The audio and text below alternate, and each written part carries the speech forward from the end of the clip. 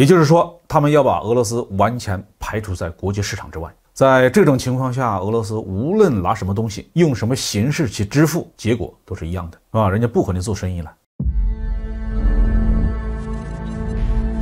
各位网友，大家好，我是包面。这期话题我们说的是俄罗斯有一半外汇放在国外遭冻结，损失惨重。乌克兰战争进行了1个多月了，美国对俄罗斯的制裁是越来越严厉。俄罗斯面临的一个大麻烦，就是他们把一半的外汇储备放在了海外银行。结果西方大国迅速地冻结了俄罗斯的这一笔数量巨大的辛苦积累的外汇储备。战争爆发之前俄罗斯拥有6430亿美元的外汇储备，其中大概有一半，也就是3000多亿是放在国外的银行里面。这笔钱被西方政府厚颜无耻地冻结了。西方国家非法冻结其他国家的资金已经不是第一次了，伊朗、委内瑞拉都遭受过这样的制裁。前不久美国政府还冻结了可怜的阿富汗的70亿美元的海外资产。按照惯例，再过上一段时间，西方政府就会找一个借口，比如说用这笔钱来赔偿战争受害者的损失，堂而皇之的据为己有。虽然损失了一半俄罗斯不是还剩下3000多亿美元在自己的手里吗？用这些钱来支付军费开支，从国外购买重要的物资，可不可以呢？不行。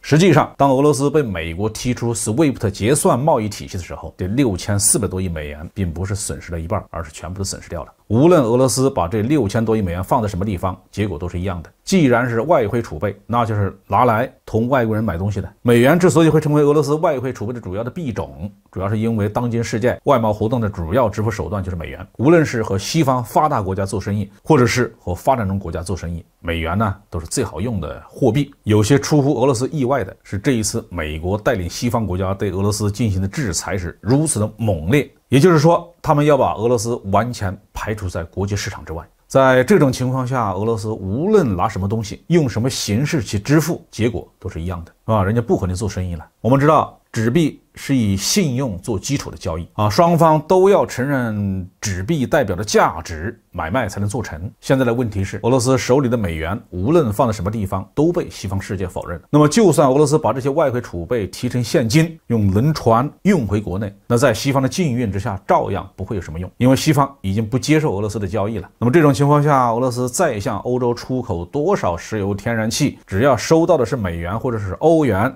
照样没有用。所以如果说俄罗斯当时犯了什么错误的话，并不是说把这6000多亿美元都存在了外国银行，而是没来得及把这些外汇储备花掉，没有把它及时的变成实际的货物，哪怕是变成老百姓的日用品也好这样俄罗斯政府就可以拿这些实际的物资做储备，依靠自己的货币楼部来运转。当然这么一大笔钱一时之间也很难能花得完。任何事情有一利就有一弊，或者说是物极必反。西方国家下死手制裁俄罗斯，冻结俄罗斯的外汇储备，没收俄罗斯在海外的公司资产，这件事情并不仅仅是让俄罗斯深受其害，同时也严重的影响了以美元为基础的国际货币体系的信用。甚至从某种程度上来说，这一行为同时带来美元支付体系信用的破产，还有西方鼓吹的私有财产神圣不可侵犯的民主价值观的破产。相信所有的国家都在考虑怎么样才能够摆脱美元对自己的经济的绑架。有2种办法可以实现这个目标。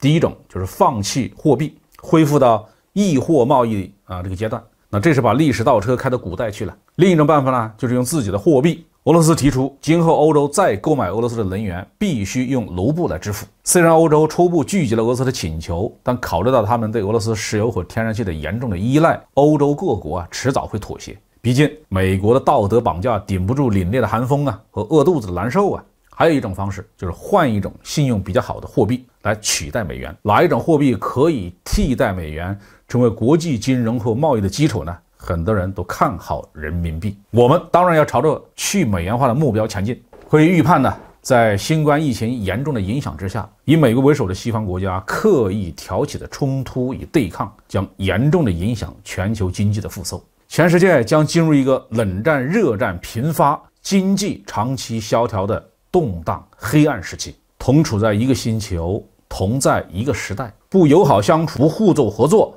不与人为善，以美国为首的西方国家终究是不会有好下场的。好，这句话就说到这里。